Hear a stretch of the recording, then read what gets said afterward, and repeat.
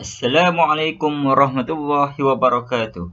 Yang saya hormati lagi dikasihi Tuan Muhammad Fauzi Mokhtar selaku pensyarah bagi subjek Undang-Undang Jenayah Syariah di Malaysia. Beradanya saya di sini adalah untuk membentangkan kajian kami tentang jenayah syariah Selangor yang bertajuk Perbuatan Tidak Sopan di Tempat Awam. Sebelum itu, terlebih dahulu izinkan saya memperkenalkan ahli kumpulan saya iaitu pertama, P107802 Cik Nur Fazirah binti Muhammad Zulkifli. Kedua, P115345 Encik Azhad Kamarudin bin Razak. Dan akhir sekali saya sendiri, P114288 Encik Muhammad Izzul Islam. Bagi memulakan pembentangan, mari kita saksikan tayangan video ini.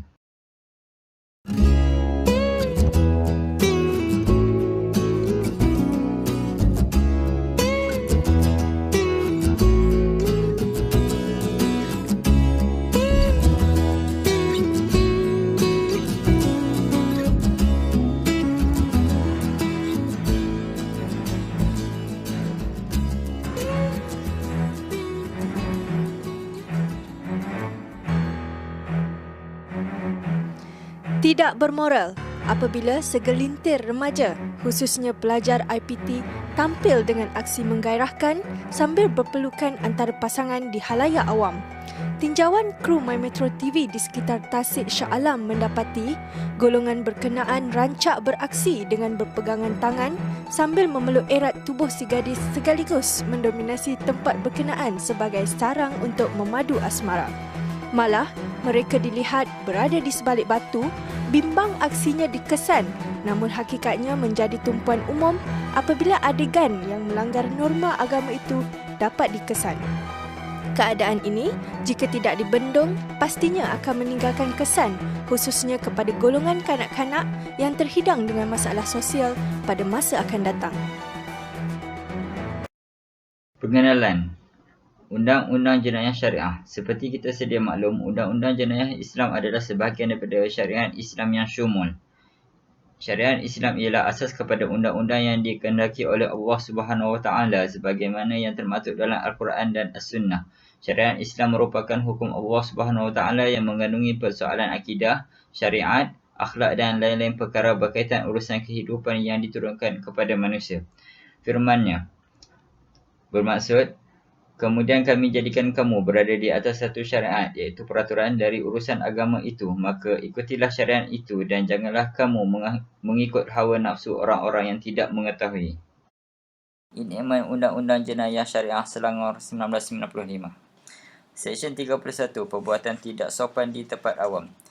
Mana-mana orang yang dengan sengaja bertindak atau berkelakuan tidak sopan bertentangan dengan hukum syarak di mana-mana tempat awam adalah melakukan satu kesalahan dan apabila disabit boleh didenda tidak melebihi RM1,000 atau dipenjara selama tempoh tidak melebihi 6 bulan atau kedua-duanya. Menurut Kamus Dewan, perkataan perbuatan membawa maksud segala yang dibuat, tindakan atau tabiat. Manakala perkataan tidak membawa erti menolak, menghalang, tidak layak, tidak patut atau perbuatan yang menyalahi hukum iaitu aturan dan lain-lain perbuatan yang tidak patut. Dan sopan pula bermaksud hormat, baik budi bahasanya, beradab, baik perangai dan kelakuannya. Tempat awam pula bermaksud ruang sosial yang pada umumnya dibuka dan boleh digunakan oleh orang ramai seperti jalan raya termasuk kaki lima, dataran awam, taman dan pantai, bangunan kerajaan yang terbuka kepada orang ramai seperti perpustakaan awam atau lawan bagi tempat persendirian. Perbuatan tidak sopan menurut syarak adalah satu tindakan yang terkeluar dari suruhan agama, ada adab dan akhlak yang digalakkan oleh orang Islam. Perbuatan tidak sopan menurut budaya didefinisikan sebagai kelakuan atau perbuatan yang berlawan dengan nilai-nilai dan amalan kebiasaan di suatu tempat mereka tinggal. Sesuatu perbuatan apabila diulangi akan menghasilkan kebiasaan. Apabila suatu kebiasaan itu diterima umum secara meluas, ia akan menjadi satu budaya.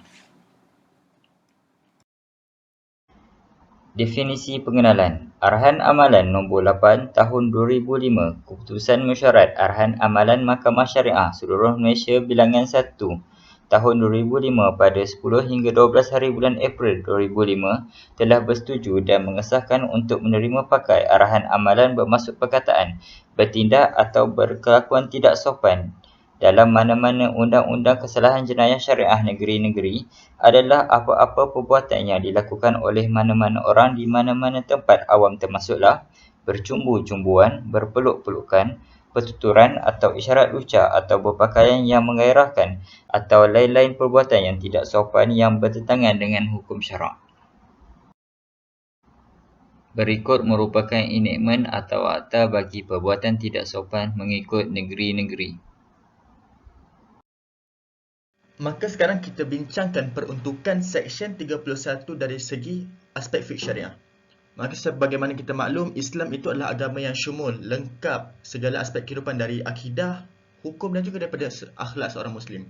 Maka akhlak yang baik itu mencerminkan keimanan seorang Muslim. Segala perilaku orang Muslim itu haruslah berlandaskan Al-Quran dan As-Sunnah, dan Allah Subhanahu Wa Taala berfirman dalam surah Al-Isra ayat 32, "Wala taqrabuz zina innahu kana fahishatan wa sa'a sabila." Dan janganlah kamu menghampiri zina. Sesungguhnya zina itu adalah satu perbuatan yang keji dan satu jalan yang jahat, yakni membawa kerosakan. Dan ayat di atas ini merupakan satu larangan keras daripada Allah Subhanahu Wa Taala terhadap perbuatan-perbuatan yang mendekati zina. Kerana zina itu adalah perbuatan yang sangat keji. Maka termasuklah dalam definisi mendekati zina itu perbuatan-perbuatan yang telah kita bincangkan dalam takrif sebentar tadi, seperti bercumbu-cumbuan, berpeluk-pelukan, yang di mana kalau kita panggil ini boleh juga dinamakan sebagai muqaddimatuz zina. Maka Allah melarang kita dari melakukan amalan-amalan tidak sopan ini.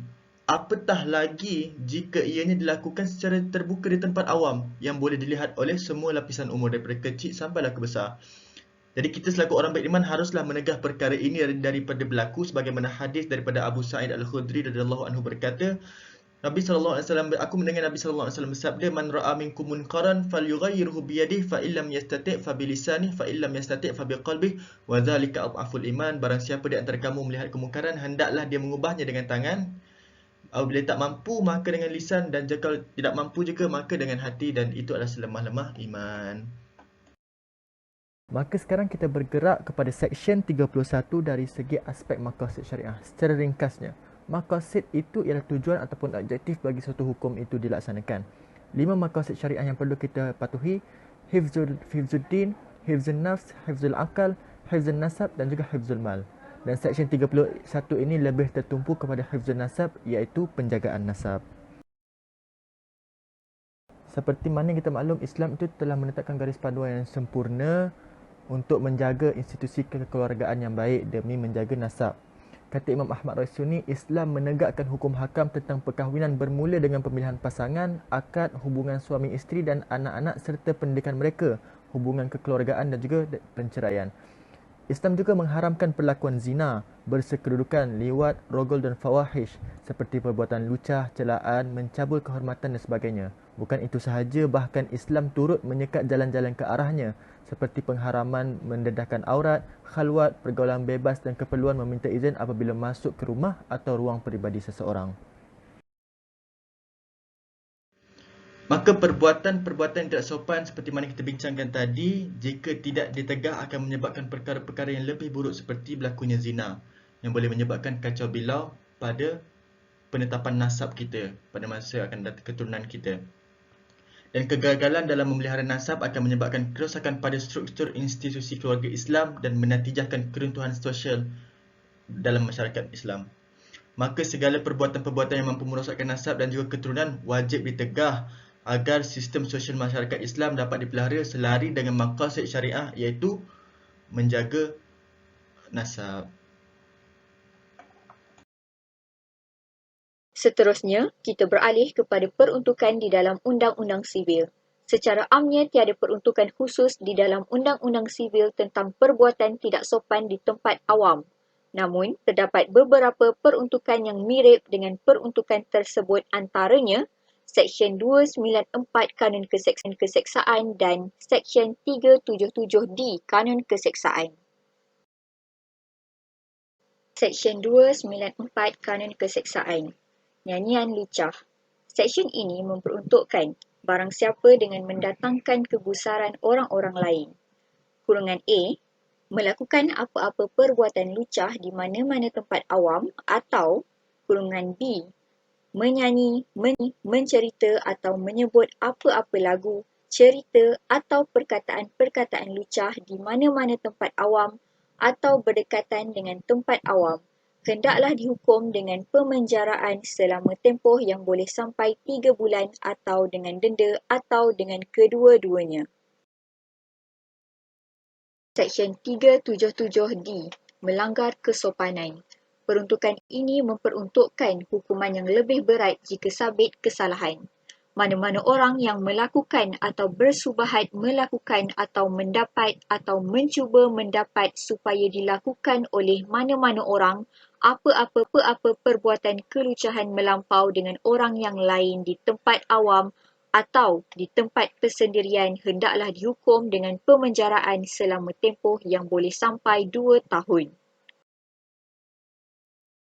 Seterusnya, kita lihat contoh-contoh kes yang melibatkan peruntukan kesalahan jenayah perbuatan tidak sopan di tempat awam.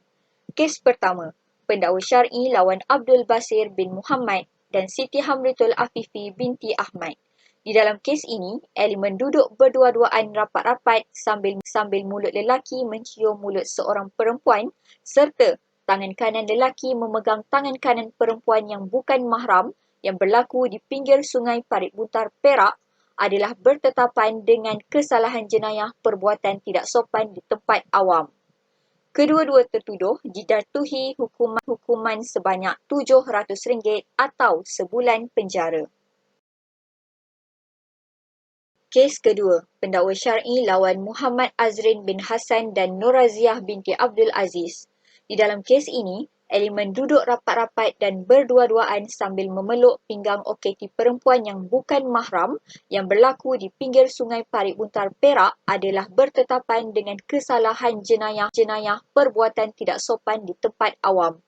Kedua-dua tertuduh dijatuhi hukuman RM300 atau 3 minggu penjara. Kes ketiga, melibatkan pendakwa syar'i Jabatan Pendakwaan Syariah Negeri Terengganu bersama 2 orang oketi yang merupakan seorang lelaki. Di dalam kes ini, elemen berciuman di dalam kenderaan yang merupakan sebuah kereta Proton Wira yang diletakkan di tepi pantai Suratengah Terengganu adalah bertetapan dengan kesalahan jenayah perbuatan tidak sopan di tempat awam. Ditambah lagi, pemeriksaan lanjut mendapati seorang daripada mereka berada di tempat duduk pemandu dalam keadaan zip seluar terbuka sehingga menampakkan kemaluan, manakala seorang lagi berada di tempat duduk penumpang hadapan. Kedua-dua tertuduh didenda sebanyak RM1,000. Secara kesimpulannya, terdapat 2 elemen penting di dalam pertuduhan kesalahan jenayah perbuatan tidak sopan di tempat awam. Pertama, perbuatan tidak sopan. Dan kedua, perbuatan tersebut mestilah dilakukan di tempat awam.